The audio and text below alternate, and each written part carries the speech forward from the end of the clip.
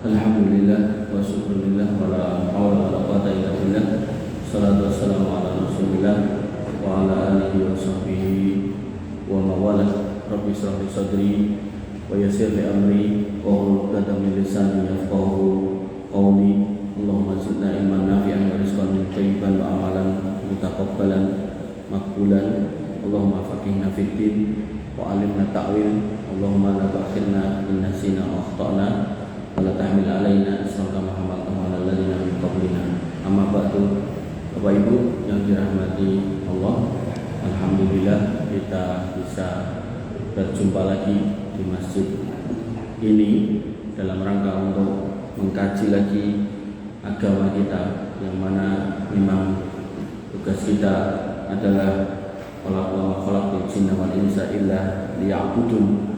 Tugas kita adalah beribadah kepada Allah Subhanahu wa taala, dan untuk bisa sampai pada ibadah yang diterima oleh Allah Subhanahu wa taala maka perlu ilmu, dan ilmu didapatkan dari majelis ilmu, sehingga seorang muslim tugasnya ibadah, nyari ilmu. Karena lapar ya boleh kerja, tapi jangan sampai kemudian terbalik menghabiskan waktunya untuk dunia sampai lupa untuk bermajelis ilmu, sampai akhirnya lupa beribadah kepada Allah Subhanahu wa taala, atau kalaupun ibadahnya ternyata kurang tepat atau tidak sesuai dengan sunnah Nabi Muhammad SAW. Padahal Ibunda Aisyah pernah mengatakan, man amila amalan, dari riwayat Nabi SAW, dari Nabi SAW, Nabi SAW bersabda dari Ibunda Aisyah, man amila amalan falaisa lahu amruna fahuwa raddun. Siapa yang beramal dan amal itu dikerjakan tanpa ilmu, maka amal itu bisa tertolak. Oleh karena itu maka panjenengan yang mau berangkat haji atau umroh itu kan latihannya bisa berkali-kali, sampai ada yang 12 kali, ada yang sampai hampir 15 kali gitu kan, dalam rangka agar keberangkatan panjenengan, ibadah panjenengan itu bisa benar-benar sesuai dengan Quran kalih sunnah, sehingga diterima oleh Allah Subhanahu wa taala. Bapak Ibu yang dirahmati oleh Allah Subhanahu wa taala, saya diminta untuk mengisi lagi di sini, dan saya menyodorkan tema mendulang hikmah dari surat Al-Asr. Surat Al-Asr insya Allah panjenengan semua sudah hafal, ya. Engkau berbunyi a'udzubillahi minasyaitonirrajim, bismillahirrahmanirrahim, wal asri innal insana lafi khusrin illal ladzina amanu wa amilus shalihat wa tawassaw bil haqqi wa tawassaw bis sabr. Memang secara harfiah ayatnya pendek, cuma 3 ayat. Secara terjemahan tidak panjang terjemahannya.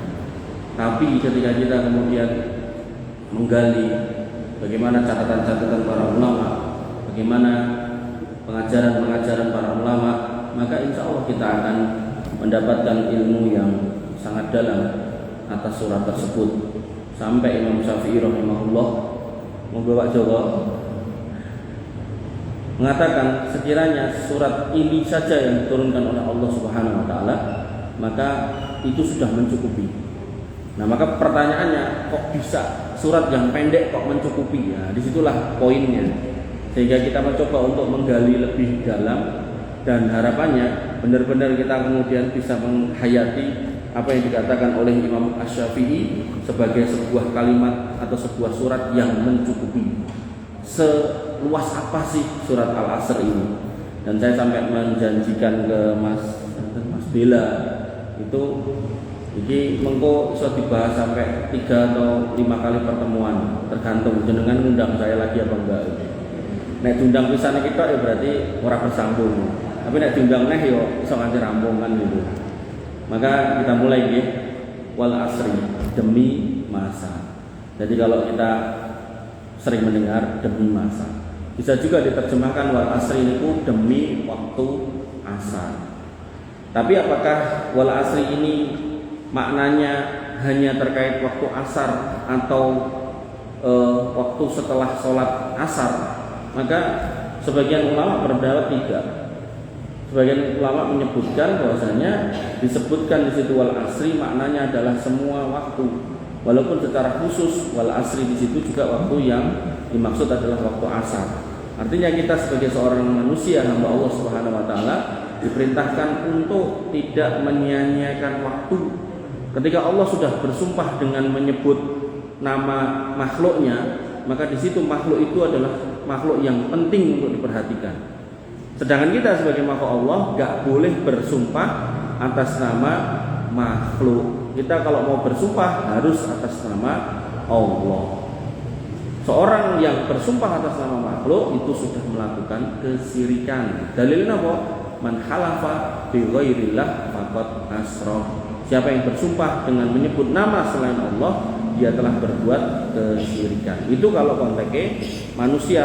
Tapi kalau konteksnya Allah Subhanahu wa taala, maka ketika Allah bersumpah menggunakan nama makhluk, berarti itu mengindikasikan, menunjukkan kalau makhluk itu penting, makhluk itu agung, makhluk itu besar nilainya di sisi Allah Subhanahu wa taala.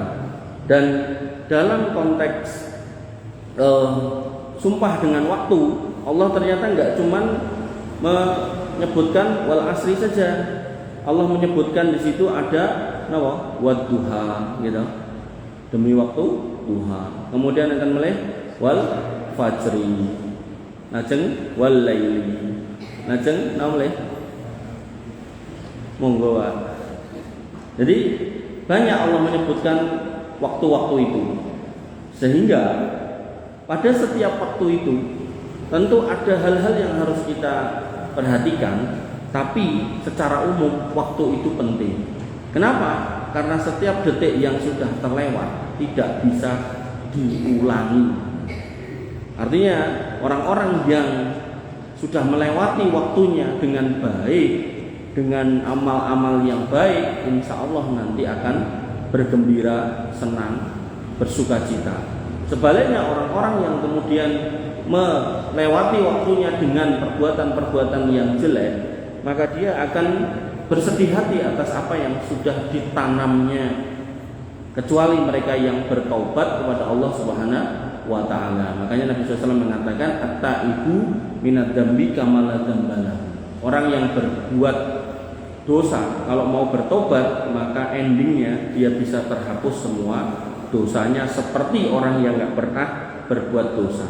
Ning kan saking kathahé dosa kadang sampai lali kon tobat. Ini ya dosaku sing kudu tak tobati.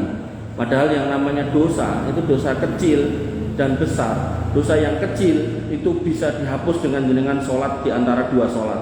Jadi jenengan tadi sholat duhur, asar, nanti sholat maghrib, maka dosa antara asar dan maghrib bisa terhapus dengan sholat maghrib. Nanti sholat isya, maka dosa antara maghrib ke isya itu bisa terhapus dengan isya. Ramadan ke Ramadan juga menghapus dosa, Jumat ke Jumat menghapus dosa, umrah ke umrah menghapus dosa. Tapi semua itu dosa kecil. Nah dosa besar harus ditaubati. Makanya orang yang berbuat dosa besar harus kemudian mengingat-ingat dosa besarnya apa dan ditaubati. Nah kalau dosanya ini terkait dengan manusia, maka dia harus meminta halalnya, meminta keikhlasannya. Nggak bisa kemudian etok-etok lali, nggak bisa. Ibu bapak yang dirahmati oleh Allah Subhanahu wa taala. Nah, disebutkan wal asri, sebagian ulama mengutip hadis Nabi SAW bahwasanya waktu asar itu adalah waktu yang singkat, sholatnya waktunya pendek, tapi banyak orang luput karena biasanya puncak-puncaknya capek. Jadi pun wayah mantuk monggo pun wayah undur terus pun tek-tekan tenagane tekan omah ngantuk leyeh-leyeh bablas gitu kan. Nah, niku orang-orang yang seperti itu sampai ada yang pernah tanya ke saya, nek saya keturun bablas terus tangi-tangi maghrib apa isya Mas, urung salat asar. Nah niku piye Mas? Nggih emang salat asar langsung to di saking udah sepuhnya. Teman kantor. Jadi kalau nek teng kantor niku temene niku mesti udah sepuh-sepuh kepala 5 ke atas gitu. Nah, maka ngono to. Padahal selama itu aku ora salat iki. Nah niku lho. Makanya pentingnya nuntut ilmu niku ten mriku niku gitu kan.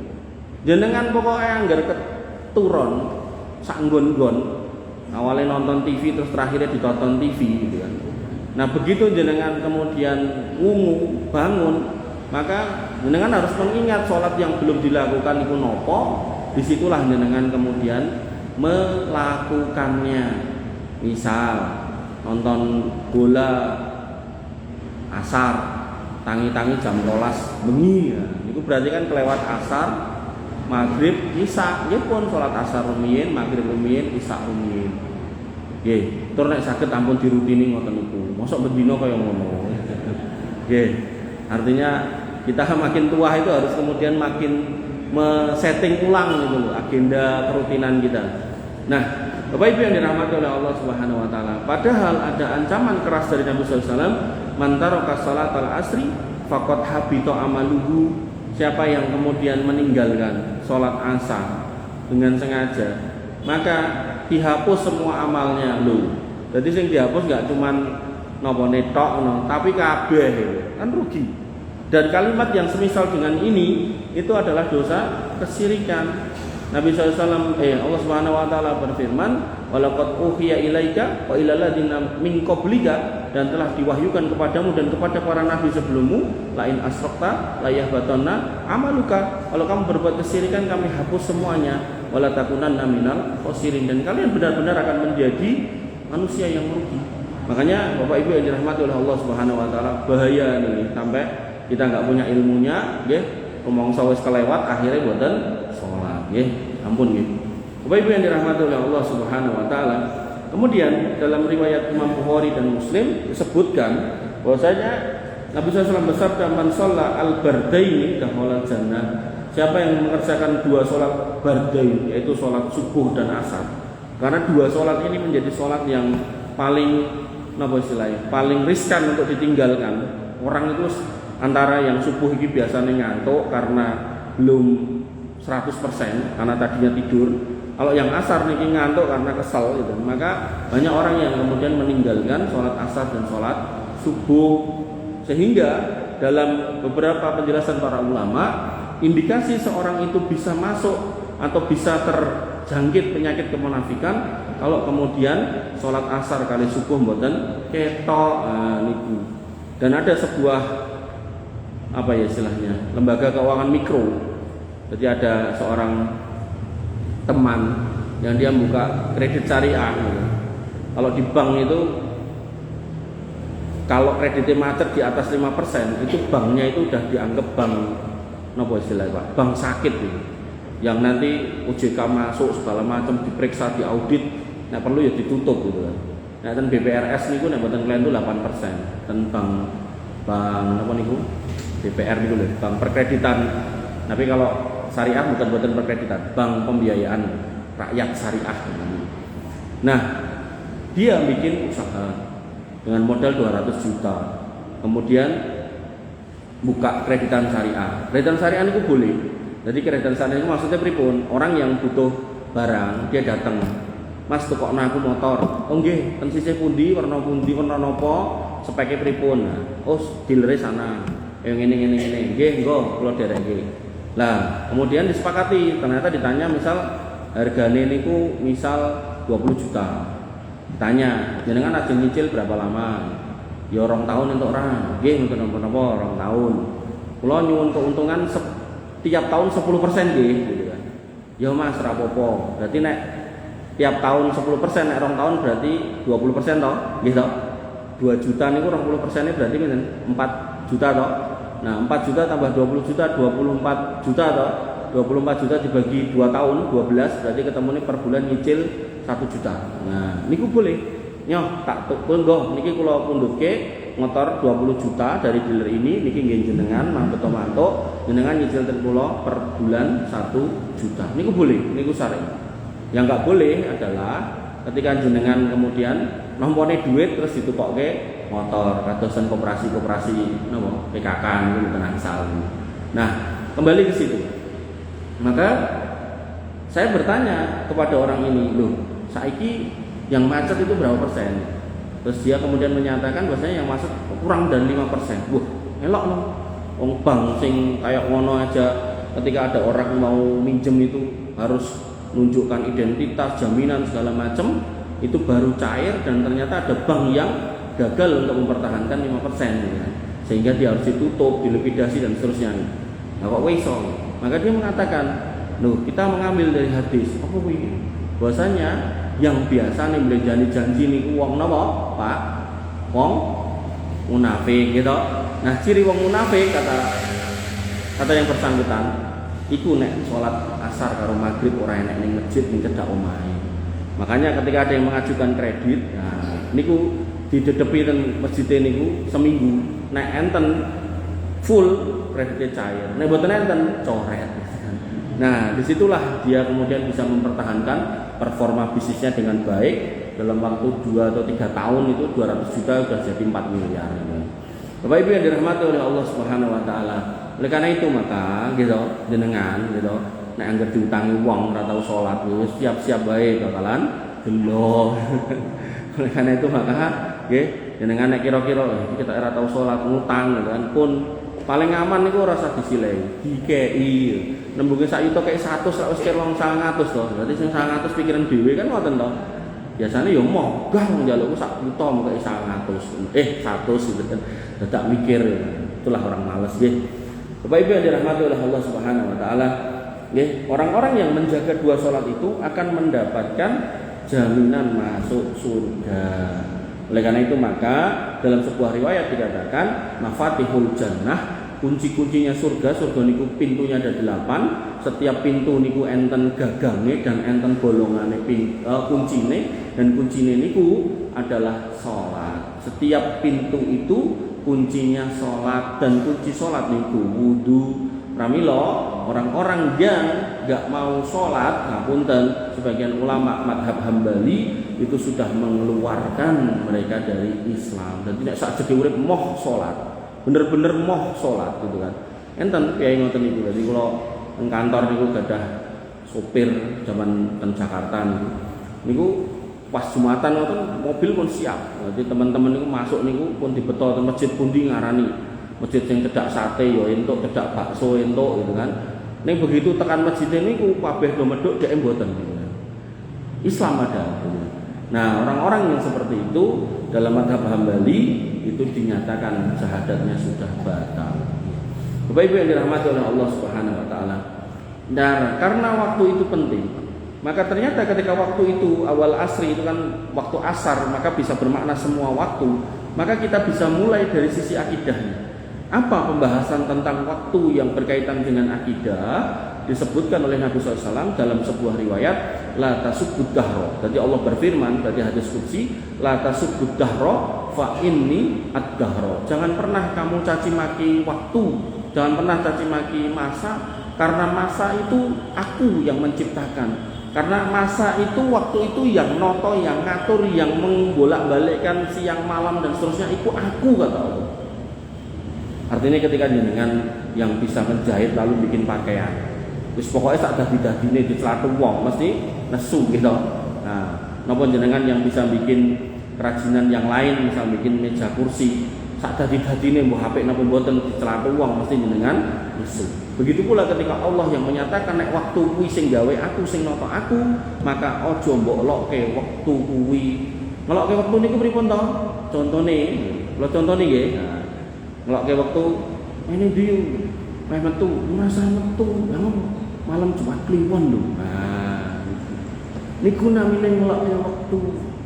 Termasuk misal enten napa lare jaler ajeng lamar putrane jenengan. Bu, boleh enggak saya menikahi putra ibu? Sik, wetonmu apa? Kula Jumat Kliwon. Wah, ra iso nek Jumat Kliwon. Enggak ada. Dalam Islam enggak ada hari sial, tanggal sial, hitungan sial, enggak ada, Pak, Bu. Makanya dalam sebuah riwayat disebutkan tentang pintu-pintu surga. Pintu surga yang paling kanan itu namanya Babul Aiman, pintu yang paling kanan yang akan dimasuki oleh manusia-manusia yang tidak akan kena hisab dan tidak kena mizan, gak ditimbang, gak dihitung amali bablas gitu kan. Nah, siapa mereka? Mereka punya sifat 4, yaitu mereka orang-orang yang tidak pernah minta di ru'yah, di jambi-jambi dukun kan. Komat kamit dukun. Pokoknya anggar dukun gah gitu kan. Nah, kecuali dukun beranak, kali dukun pijet silakan. dukun bayi. Tapi nek dukun sing macam-macam niku moh gitu. Kemudian yang kedua, dia tidak berobat dengan metode kae dicos dengan besi panas. Dan kula tadine mikir ngene iki jane ilmu dasar. Kudune para kabib-kabib niku ngertos. Lah kok enten kabib niku sing dicos iki lho besi panas. Astagfirullah. Kudune dhek ngerti ilmu niki ilmu akidah. Kaya luput ya doiram. Nah, kemudian yang ketiga, Bapak Ibu yang dirahmati oleh Allah Subhanahu wa taala, maka yang ketiga adalah alladzina la yatatayyarun, orang-orang yang tidak melakukan tatoyur. Tatoyur niku napa? Menyatakan suatu hari suatu waktu itu sial karena mendengar pertanda tertentu. Contoh misal, jenengan nembe lenggahan nunjuk teh napa kopi, terus teng rumah enten swara manuk gagak napa manuk wuk-wuk. Nah, manuk niku lho burung hantu. Terus wah, ini berarti tondo iki nek sing meh mati gitu. Atau mungkin ya iki tondo berarti aku ora entuk metu omah ya. Regane nek metu omah aku cilaka. Nah, ini tidak melakukan tatoyur. Kemudian yang keempat, sifat yang keempat, wa 'alallahi falyatawakkalun. Mereka hanya bertawakal kepada Allah Subhanahu wa taala. Nah, orang yang punya sifat empat ini maka bisa masuk surga tanpa hisab, tanpa adab melalui pintu yang paling kanan namanya babul aiman. Oleh karena itu, Bapak Ibu yang dirahmati oleh Allah Subhanahu wa taala, maka pembahasan kita lagi ngomong ke waktu ayat yang pertama wal asri, maka di situ bisa dimulai dari urusan akidahnya. Jangan sampai kita urusan waktu niki luput, jangan sampai urusan waktu niki gagal, jangan sampai urusan waktu niki salah. Bahkan Allah mengingatkan jangan mbok hina waktu itu, jangan mbok caci maki waktu itu, karena waktu itu adalah ciptaanku, akulah yang mengatur waktu. Loh mas, bukannya hari Jumat itu hari yang baik, terus Ramadan itu juga hari bulan yang baik, terus Dzulhijjah atau waktu orang haji itu juga bulan yang baik. Nggih betul. Memang ada hari-hari yang baik di antara hari-hari yang lain, ning bukan berarti hari-hari yang lain niku hari-hari yang jelek. Niku yang harus jenengan paham. Makanya kaidah ini harus jenengan terapkan kepada putra-putra jenengan. Bener ada putra jenengan yang paling baik. Nah, maka jangan jenengan nyatakan sisanya jelek, tapi jenengan harus nyatakan sisanya enggak lebih baik daripada yang pertama. Ini bukan berarti elek. Karena kalau jenengan sing ngepal, anakku sing iki apik, sing sisone elek, ya wis elek terus. Nah, padahal doa orang tua, pernyataan orang tua, ungkapan orang tua, apakah itu bermakna positif ataupun negatif, mustajabatun. Mustajab di sisi Allah Subhanahu wa taala. Makanya bahaya ketika jenengan sendiri yang mengucapkan kowe anak sing elek. Ah, itu nanti nek kemudian kedadean jenengan dhewe yang kemudian belum.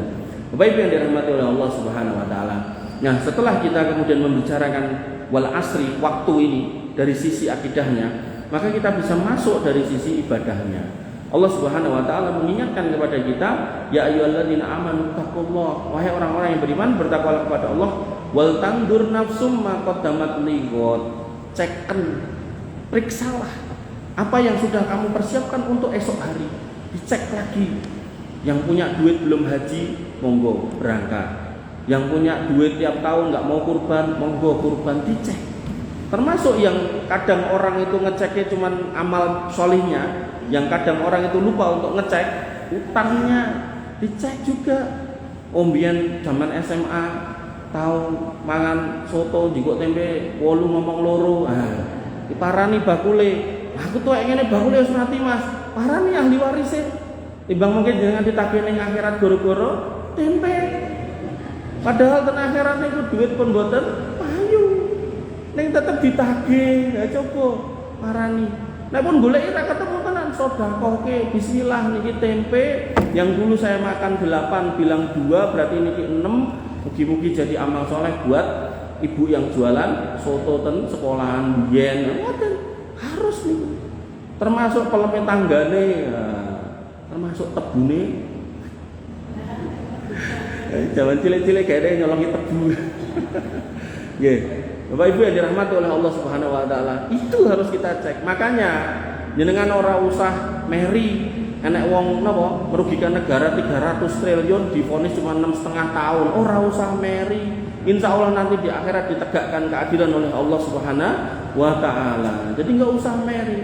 Sampai ada yang mengatakan berarti kuwi setahunnya berarti 50 miliar. Wis ngene wae lah, aku gelem kuwi di penjara setahun kayak 1 miliar wae. mboten usah ngangen-angen ngoten niku pun. Pokoknya barang elek ora usah diangen-angen. Barang apik diangen-angen malah entuk ganjaran. Jadi misal tetangga jenengan niku lajeng bidal kaji, ya Allah kapan kula kados Pak niku. Insyaallah jenengan kudu dicatet pahala haji. Sehingga nanti kalau punya kesempatan mangkat nek mboten nganti duwe kesempatan, apakah karena umur, apakah karena finansial, apakah karena antrian, nah maka jenengan pun kecatet munggah kaji ya, itu kajaran munggah kaji batin sing HP ampun batin sing nyalaen. Bapak Ibu yang dirahmati oleh Allah Subhanahu wa taala. Dan kemudian ketika kita memeriksa lagi, ternyata dalam kultur Jawa, orang Jawa itu kemudian memasukkan angka-angka hitungan-hitungan itu agar kemudian menjadi pepeling buat kita. Iki jane materi ini pun kula siap ya, tapi sing kula kirim malah sing sanes. Jadi dalam hitung-hitungan Jawa, orang sudah disebutkan bahwasanya ketika umur 50 niku sudah dibahasakan apa? 50 gitu. 50 itu kalau plesetane atau akronimnya itu adalah seneng-senengnya ketuaan. Bukan soal semata-mata ketu, tapi orang yang umur 50 niku harusnya kemudian sudah mulai memfokuskan pandangannya itu kepada Allah Subhanahu wa taala. Jangan sampai kemudian justru luput, jangan sampai kemudian justru dia nggak ngerti, nggak fokus kepada Allah Subhanahu wa taala. Oleh karena itu maka orang-orang yang beriman disebutkan harus kemudian mengecek lagi amalnya itu. Jangan sampai kemudian ada yang luput, jangan sampai kemudian ada yang tidak tepat dalam beramal. Bapak Ibu yang dirahmati oleh Allah Subhanahu wa taala, termasuk ketika sudah masuk umur swidak 60, maka orang Jawa menyebutnya dengan istilah swidak. Swidak niku kepanjangannya sejati niku wayahe tindak. Mengke enten melih sing nglesetke sedelok neh wayahe tidak gitu kan. Maka dua-duanya makna yang benar. Sehingga jenengan nek mirsani napa lelayu niku rata-rata 50, 60 gitu kan. Makanya Nabi SAW mengatakan dalam sebuah hadis, akmaru ummati baina sitin wa sab'in wa aqallu may yajuzu dzalik. Umur umatku itu antara 60 sampai 70, sedikit yang lewat dari situ. Tapi kula absen yang 70 plus ngacung. Lho ora enak. Oh tunggal, kali 3. Padahal ini enten 300. Makanya benar Nabi wa aqallu may yajuzu dzalik, sedikit ya. Sedikit ini kan berarti enggak banyak gitu kan. Bapak Ibu yang dirahmati oleh Allah Subhanahu wa taala. Dan saya sudah keliling di beberapa masjid. Itu ya saya nanya, itu yang umurnya sampai 100 itu cuma satu masjid toh di teras Boyolali itu. Sisanya udah enggak ada. Ada 98 itu kan daerah Pak Kramat perbatasan Masaran gitu. Itu enten 98. Tapi nggih, kula pun ra diganggu mboten niku dadi tesih enten mboten. Makanya tadi kita harus wal tangdur nafsum maqad damat ligor. Kita harus periksa lagi amal kita itu sudah sejauh apa. Salat kita sudah lengkap apa belum? Nek salat kita sudah benar apa belum? Makanya jangan ragu untuk kemudian belajar tentang tata cara salat. Semata ugi ketika Allah sudah memberikan wahyu Al-Qur'an kepada Nabi Muhammad SAW, maka kita periksa, sudahkah kita bisa baca. Ada sampai seorang jamaah itu ngomong sama saya, "Tat, lagi saiki aku wis tuwek, biran tuwek, aku ajar maca Quran, biran wis meh iso, biran wis meh iso, retinaku copot." Jadi mboten kacamatane sing copot, retinaku copot. Masya Allah. Ya memang seperti itulah perjuangan untuk kemudian mendekatkan diri kepada Allah Subhanahu wa taala. Bapak Ibu yang dirahmati oleh Allah Subhanahu wa taala. Niki jane agendane niku cuma ayat 1 tok. Ning gandeng materi yang saya taruh kok enggak seperti yang saya bikin itu. Ini akhirnya masuk ke ayat kedua ini.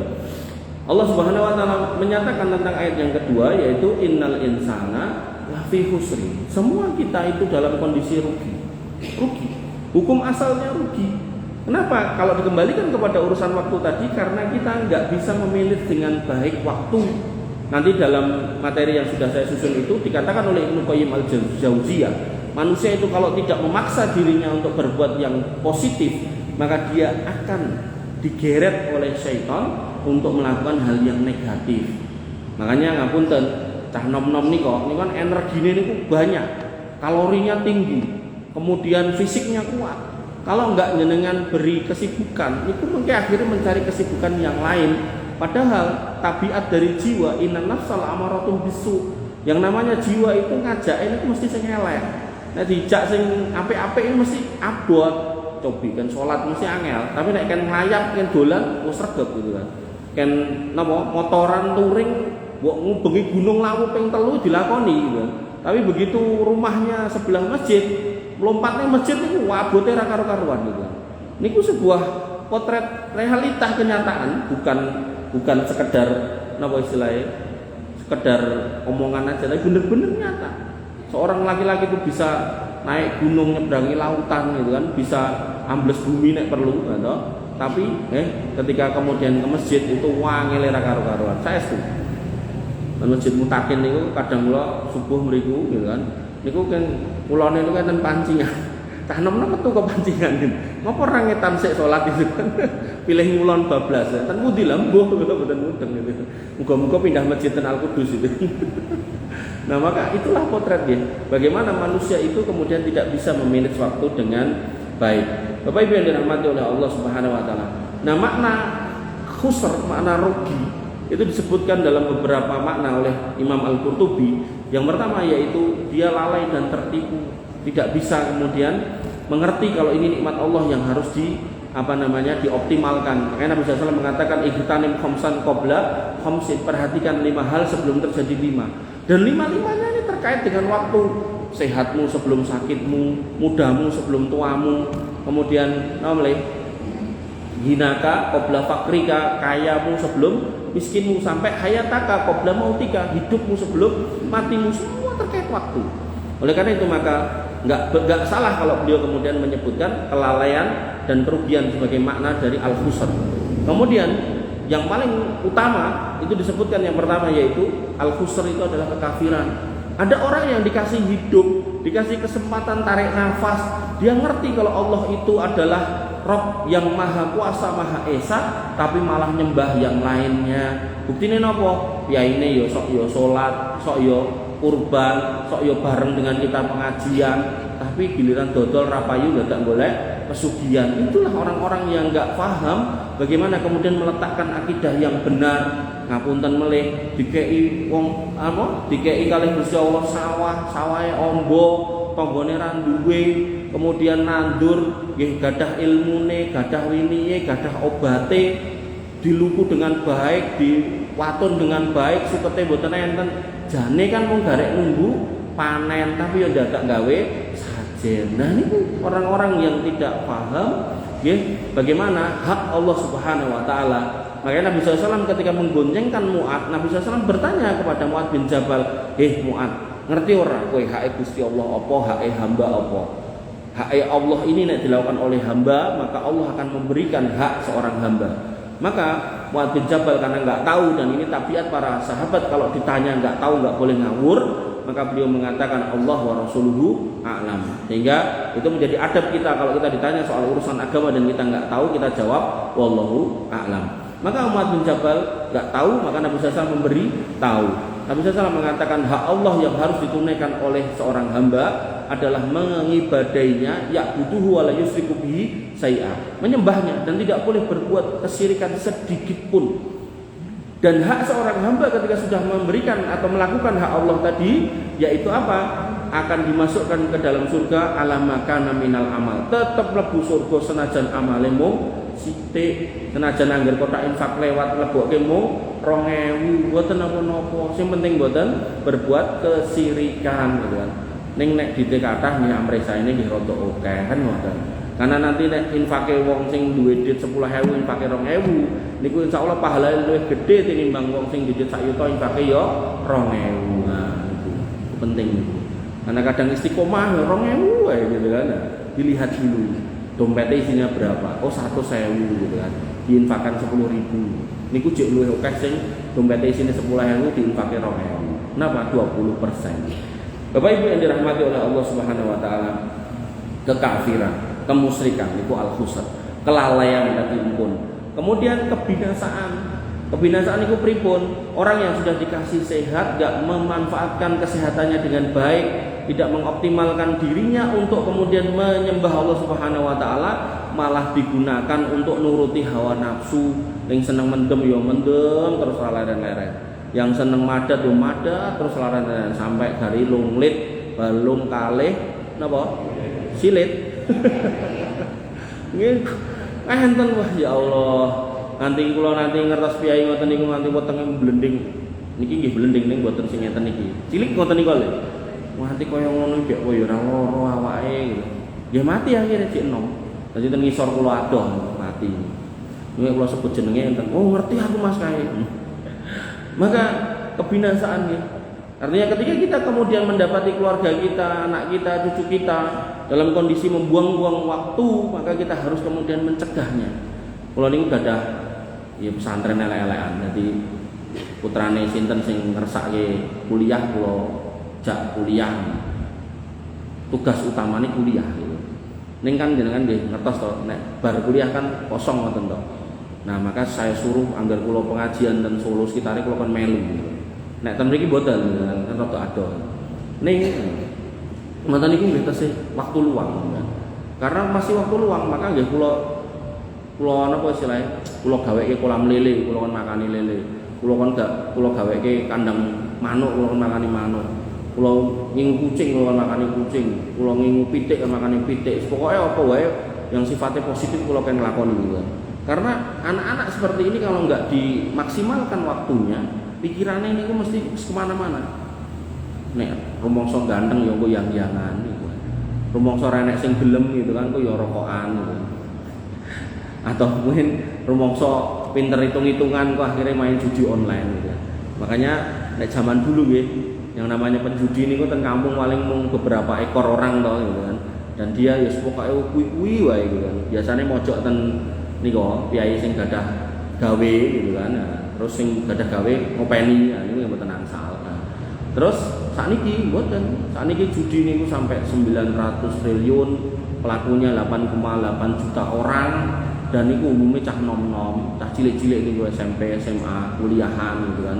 Jadi rumangsa disangoni Pak mboke 100 kurang pengen sak yuta akhirnya judi online. Dan ngoten niku nek kanca kula niku nek menggunakan mengistilahkan duit ngoten niku. Kuwi duit setan pangan demit. Artinya enggak ada barokahnya gitu.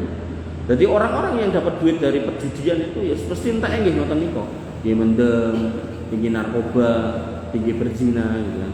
Oleh karena itu Bapak Ibu yang dirahmati oleh Allah Subhanahu wa taala, jangan sampai nih kita kemudian melihat di depan mata kita orang-orang yang ada di antara keluarga kita berbuat hal-hal yang bisa membinasakan masa depannya, kemudian kita diam saja. Enggak boleh. Kita harus mengingatkan.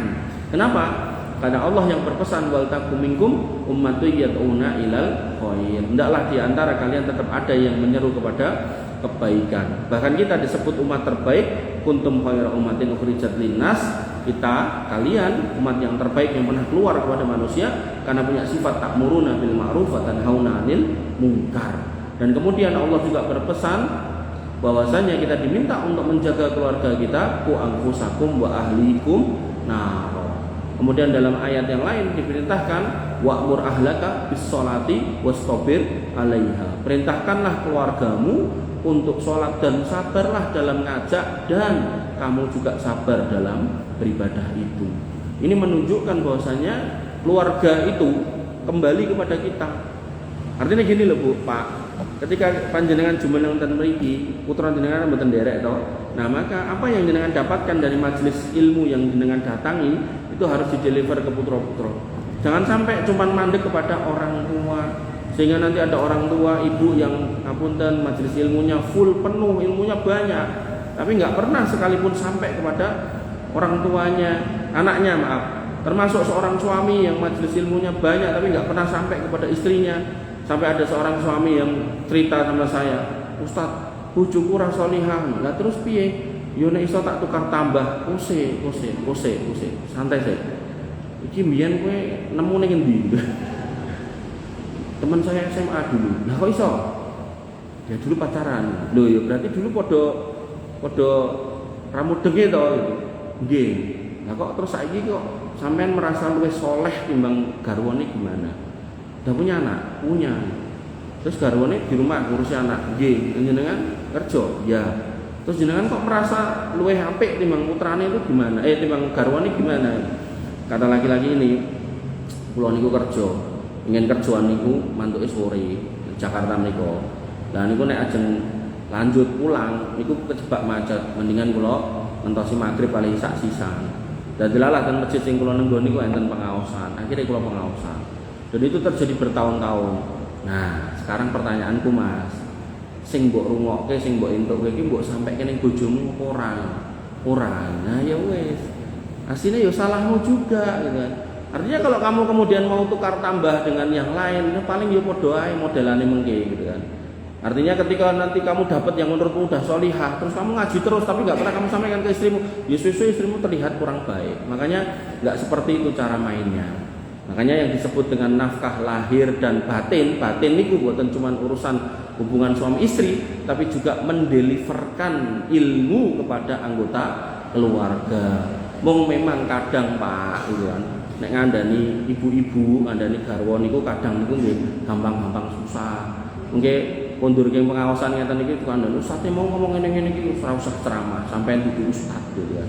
Nah, makanya coronya niku dijak jalan dulu nge-mall, nah mengke pas tendalan niku kalih dikandani. Mau ustaz cerita ngeten iki. Mungkin lah purun mirengaken. Tapi nek langsung tes. Makanya alhamdulillah kalau ningali enten Kang Beto Garwone niku sip niku. Berarti two in one. Sekali jalan dapat dua. Niku yang terbaik ngoten niku. Sehingga di dalam Islam Allah mengatakan bahwasanya wa min ayati an khalaqalakum min anfusikum azwaja litaskunu ilaiha. Dan di antara tanda kuasa Allah diciptakanlah pasangan dari jenis kita dan dengan menikah itu kemudian kita menjadi sakinah, tenang. Tapi tenang ini cuman biasanya di bulan-bulan awal. Setelahnya nggih mumet, mikir butuh. Tapi Allah melalui nabinya menyatakan ketenangan setiap hari bisa dihadirkan dengan cara apa?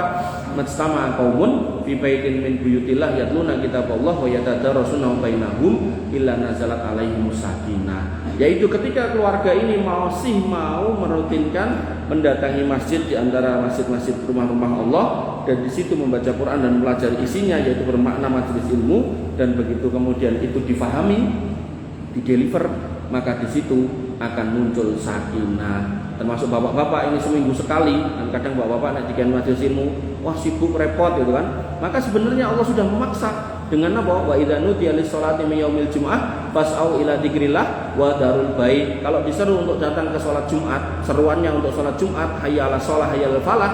Tapi begitu datang di situ, fas'au ila dzikrillah, yang didatangi bukan sholat Jumat tok, tapi dzikrillah, yaitu zikir kepada Allah, yaitu khutbah. Makanya datangnya harusnya saderenge khutbah, bukan kemudian khutbah rampung nembe teko masbuk sisane kurang sak rakaat gitu kan. Nah, maka ketika kemudian kita sudah datang di majelis ilmu khutbah Jumat itu, kita dengarkan, kita dapat ilmunya, kita sampaikan ke keluarga. Nah, ini kalau dipraktekkan ngapunten oleh putra-putra jenengan yang hari ini mungkin sudah pada menikah berumah tangga, insya Allah jaminan rumah tangga ayem niku enten di depan mata. Tapi nek ngapunten ten masjid jamaah salat emoh, pengajian emoh, pas Jumatan turu, wis turu ngoroke banter dhewe, sampai enten kata-kata tempat tidur terbaik adalah ketika khotib naik mimbar. Enten niku omongan ngoten niku. Nah, maka otomatis ilmu enggak pernah sampai ke keluarga yang di rumah, akhirnya yang terjadi dora paham, enek masalah sithik dikompori kali setan, waduh pisah, dan itu kasusnya ribuan di setiap kabupaten kota. Bapak Ibu yang dirahmati oleh Allah Subhanahu wa taala, kebinasaan gitu. Kemudian yang ke pinten iki 1 2 3 4 5. Yang kelima yaitu akibat yang buruk. Maka wal asri di sini adalah orang yang tidak bisa memanfaatkan waktu sehingga dia mendapatkan akibat yang buruk. Ngerti kalau ada waktu sholat enggak sholat, akhirnya berakibat yang buruk. Sehingga nanti di akhirat ditanya, masalah kakum fi sakor, apa yang menyebabkan kamu nyemplung di neraka sakor? Qalu lam nakum minal musallin. Mereka mengatakan kami dulu enggak sholat. Sampai kemudian dikatakan wailul lil musallin, celakalah orang yang sholat. Akhirnya orang-orang yang fi qulubihim marad, di hatinya ada penyakit, mengatakan, "Lho, wong salat cilaka berarti tak rasa salat niku nggih klentu." Kudune diperjelas, wong salat sing piye sing cilaka? Alladzina hum an salatihim sahun. Orang yang dalam salatnya sahun. Sahun niku napa? Lalai. Lalai niku napa maksudnya? Waktu duhur salate menjelang asar. Waktu asar salate menjelang maghrib. Terus jangan sampai jenengan pun lenggah ten mriki ternyata dereng salat asar, dak salat telat, mending telat ning pun salat asar tinimbang on time ning malah rong salat asar. Ngoten nggih Bu. Jadi jangan sampai kemudian mending ndak telat. Kok nek telat dak sok mantene ra kumanan, lah pun mboten napa-napa. Mungkin nek mboten kumanan mang nyuwun kalih Gusti Allah mungkin lak enten sing ngeteri. Wis tenan niku. Nggih. Jadi semua waktu ini harus dipertimbangkan, jangan sampai kita kemudian mendapatkan akibat yang buruk. Niku contohnya sholat wau. Kemudian contoh lagi, ada orang-orang yang sudah diberi nikmat dengan pasangan menikah, tapi kemudian nggih ngoten nika, Allah ketika sudah mengatakan kepada orang-orang yang beriman, wa qul lil mu'minina liyaguddu min absarihim, tundukkan pandanganmu, wa qul lil mu'minati yaghuddna min absarihinna, tundukkan pandanganmu, tapi milih jelalatan. Akhirnya garwane mbok adus ping 7 ae tetep ketok elek. Akhirnya tetep delok wong liya sing jane ya elek ning malah ketok ayu. Wong namanya rumput tetangga itu terlihat lebih hijau gitu kan, sedangkan rumput sendiri ketok napa garing gitu kan. Padahal jane zaman biyen niku kembang desa gitu kan. Nah nikulah pinternya syaitan menutup mata. Makanya ada kasus-kasus yang viral dan media dan TV niku kadang kula ningali sekilas ngoten. Oh iki bojone luwih ayu timbang sing disenengi kok. Nah itulah syaitan nggih. Syaitan. Makanya orang yang mau jujur, dia akan kemudian mempertimbangkan. Jangan sampai kemudian dia sampai pada akibat yang buruk, yaitu perzinahan. Lah ngopo dadak zina wong ada istrinya yang kemudian setiap saat siap ready, bahkan ngapunten mboten bayar. Niku nek jenengan nganti dikeki tagihan, Pak, insyaallah bangkrut, Pak. Wong jenengan hitung mawon, seminggu ping pinten, ping sebulan, ping setahun, ping pirang tahun, bangkrut wis to. Makanya kita sebagai orang yang beriman bersyukur punya istri, alhamdulillah. Ternyata yo gelem bobot anakku. Anaknya gede dhuwur kados nika ndlondeng nika. Alhamdulillah. Maka semua ini kalau kita mau mencerna, wis bojone galake kaya ngopo kata Nabi, istausu bin nisa'i khairan. Wis to sak galak-galake bojo, sabar ae sabar. Nek ora kowe dhisik yo bojomu dhisik. Ngoten niku. Istausu bin nisa'i khairan. Karena mereka diciptakan dari tulang bungkuk, tulang rusuk yang bengkok. Jenengan paksakan ceklek, jenengan diamkan tetap bengkok. Makanya yang namanya interaksi dengan wanita, boten kok wanita secara umum bawa bojone ustaz iki sami mawon. Itu tetap harus atas dasar kesabaran. Wis pun dinikmati. Saiki ra dirungokke sesuk coba jal tak jajake bakso se. Ngrungokke ora ngrungokke. Sesuk tak tukokke gelang kalung, ternyata ngrungokke. Ya berarti niku pang titeni, berarti nek sing ngandani kudu nukokke gelang kalung. Ngoten rumuse. Lho, seneng to, cocok. Emang modelane ngoten niku, Pak, gitu. Ngoten modelane. Makanya jangan sampai kemudian karena ada masalah sithik. Makanya saya itu sama ada orang mengatakan nikah itu harus menyamakan persepsi. Mboten. Justru kemudian ketika kita mendapati pasangan kita itu beda karakter dan kita pengen merubah, maka kita harus ingat kita ketemu mereka itu berapa tahun. Ini mungkin nggih mantu jenengan, ampun jenengan pun pakar gitu kan. Mung bocah sakniki niku nggih rumus sakniki, mboten rumus jaman jenengan. Jadi ketika kemudian putra jenengan kalih garwane dipertemukan umur 25 tahun. Niku bukan berarti nek sijine seneng pedes sijine mboten kemudian seneng pedes kabeh atau ora entuk anggo sambel kabeh mboten. Tapi justru mereka harus saling menghargai di atas prinsip perbedaannya yang selama tidak dalam konteks bertentangan dengan hukum syariat. Nah, urusan sambel kan mboten toh.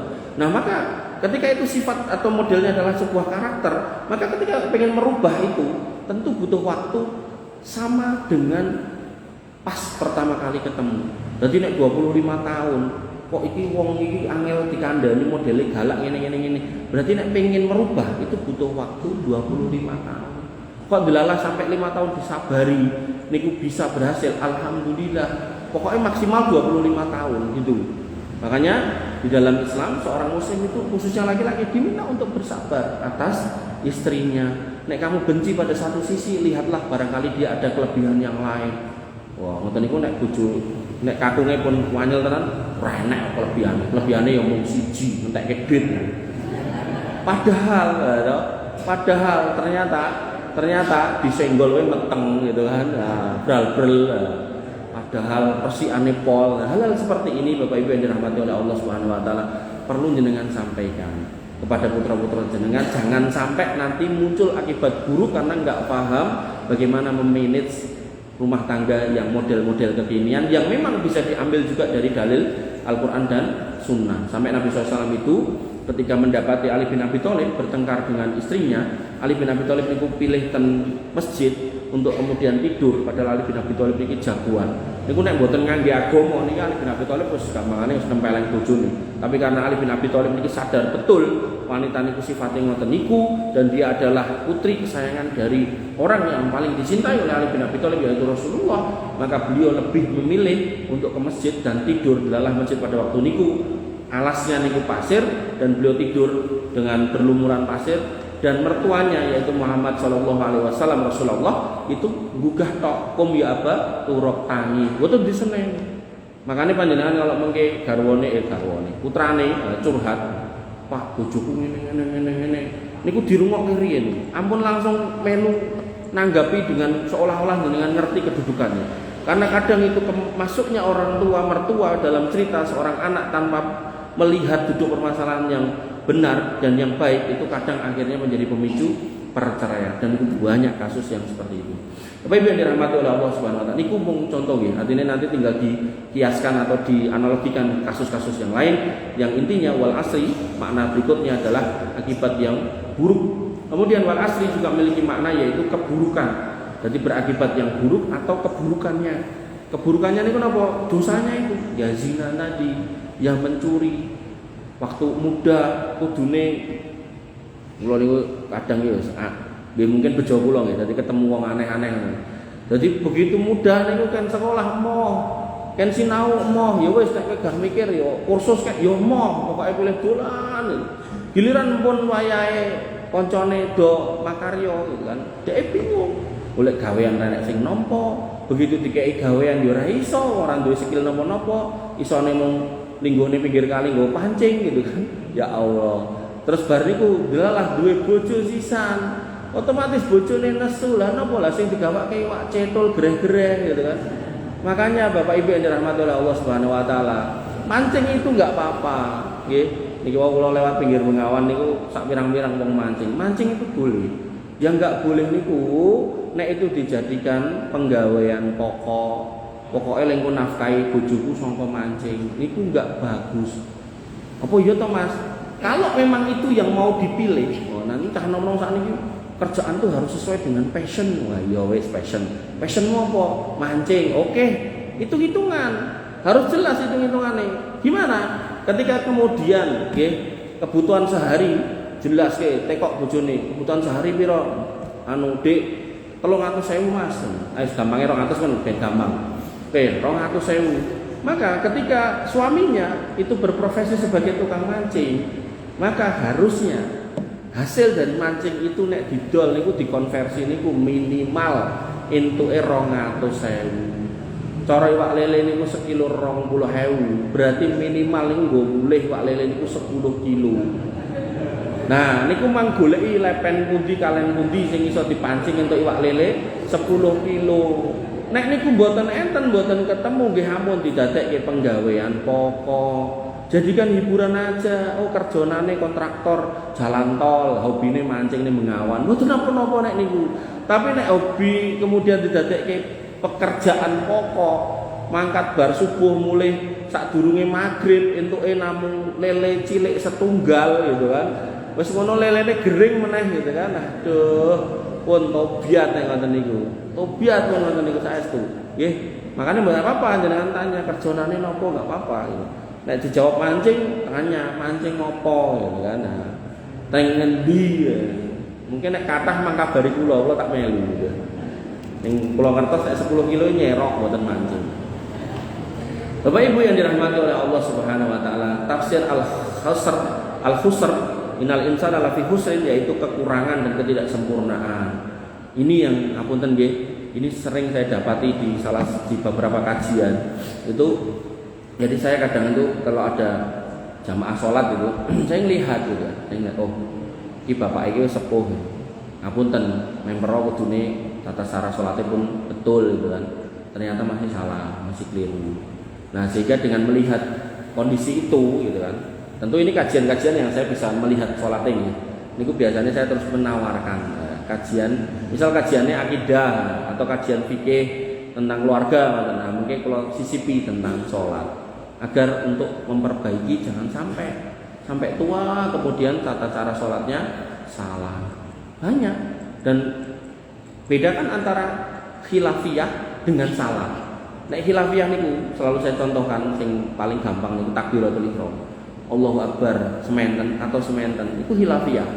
Tapi nek kemudian Allahu Akbar diubengke niku mboten enten dalile, niku salah. Semanten ugi ada yang taruh termriki niku nggih salah. Jadi bukan khilafiyah, niku salah. Nek salah potensinya ngelongi pahala atau malah raituk pahala. Kan eman-eman. Sekian puluh tahun sholat tapi pahalanya elong atau malah mboten angsal, naudzubillah nggih. Maka dalam kajian itu, dalam majelis ilmu, panjenengan harus wal tangdur nafsu maqaddamati tadi, harus dicek apa yang menjadi kekurangan dari diri saya. Oh, saya mau haji, monggo belajar fikih haji.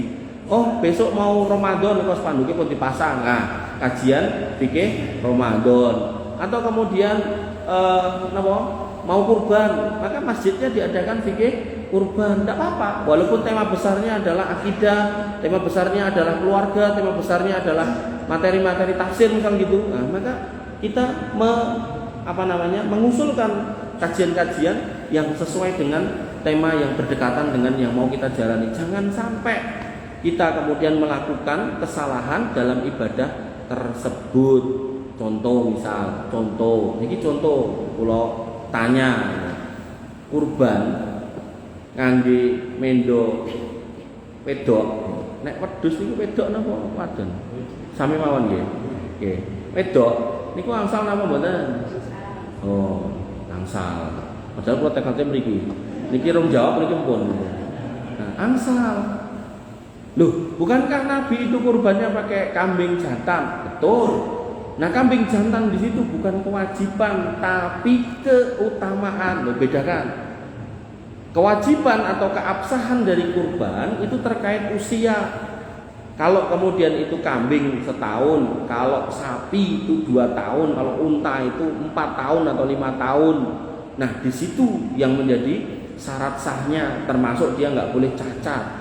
Tapi soal jantan dan betinanya itu bukan syarat keabsahan tapi keutamaan. Makanya nek jenengan mau mengatakan keutamaan atau mau mengikuti keutamaan Nabi, yang pertama jantan, yang kedua wedhuse kudu enten sungune. Berarti wedhus putih ngoten niku mboten angsal, ora ndek sungu to niku umume lho nggih. Nah, kemudian kambing Nabi niku belang, enten putih, enten irenge. Berarti sing putih polos nggih mboten angsal, ireng polos nggih mboten angsal. Nek ngikuti keutamaan lho ya. Artinya kalau kita ngomongkan sah dan enggak sah, sah. Tapi nek jenengan pengen ngejar keutamaan ya kudu komplit sisan. Kemudian gemuk gitu kan. Enggak boleh yang gering. Saking gemuknya, jadi mung mboten didelok plentune. Nabi niku sampai pernah menyuruh sahabat untuk membeli kambing kurban dengan duit 1 dinar. 1 dinar niku 4,25 gram emas. Nek emas sakniki 1,5 juta. Ping 4 niku ketemune 6 yuta, berarti regane minimal 6 yuta, Pak, itu. Nah, padahal biasanya nek kambing kurban biasanya pinten 2,5 tekan 3 yuta. Mungkin nek sapi ditambahi 500 gitu kan. Akhirnya ditukoki sapi jantan nggih angel gitu kan. Delalah enten sing cilik-cilik niku keng Bali, keng NTB ya niku saged. Nah, makanya terus pilihannya sing cilik niku. Padahal sebenarnya kalau kita mau jujur, kalau mau mengikuti sunnah dengan total, maka jantan, belang, bertanduk, gemuk minimal 6 yuta nek sakniki. Nek sapi yo berarti 6 niku ping 7, berarti pinten 42. Ah niku genah entuk gedhe poel, semok. Oh, nek pengen ngikuti sunnah. Ngoten nggih. Niku ilmu. Oleh karena itu maka Bapak Ibu yang dirahmati oleh Allah Subhanahu wa taala, kok pilih mengatakan rumiyin yang saged kula aturaken baru 2 ayat. 2 ayat yang kita bahas masih ada kelanjutannya dan mudah-mudahan saya nanti enggak salah naruh materi jadi pun kula cepake malah salah sing didadekake ini. Ada yang mau ngajak rame? Mboten enten nggih. Karena mboten enten kita tutup dengan doa nggih. Agar kemudian pertemuan kita diberkahi oleh Allah Subhanahu wa taala. Bismillahirrahmanirrahim. Alhamdulillahirabbil alamin hamdan syakirin hamdan naimin hamdan yuafi ni'amahu wa yukafi mazidah. Ya Rabbana lakal hamdu kama yanbaghi li jalalika wa 'azimi sultanik. Rabbana lakal hamdu anta nurus samawati wal ardi wa man fihinna wa lakal hamdu la ilaha illa anta subhanaka inna kunna minadh dhalimin wa illam taghfir lana wa tarhamna lanakunanna minal khasirin. Allahumma inna nas'aluka al-huda wa tuqa wal 'afafa wal ghina. Allahumma inna nas'aluka al-huda wa tuqa wal 'afafa wal ghina. Allahumma inna nas'aluka ilman nafi'an wa rizqan thayyiban wa 'amalan mutaqabbalan maqbulan ya arhamar rahimin. Irhamna waghfir lana ma qaddamna wa ma akharna wa ma 'alanna wa ma asrarna wa ma anta 'alamu bihi minna la ilaha illa anta subhanaka inna kunna minadh dhalimin wa illam taghfir lana wa tarhamna lanakunanna minal khasirin. Allahumma inna nas'aluka al-huda wa tuqa wal 'afafa wal ghina. Rabbana hab lana minas solihin. Rabbana hab lana minas solihin. Rabbana hab lana minas solihin. Allahumma inna nas'aluka al-jannah wa ma qarraba ilaiha min qawli wa amal wa na'udzubika minan nar wa ma qarraba ilaiha min qawli wa amal.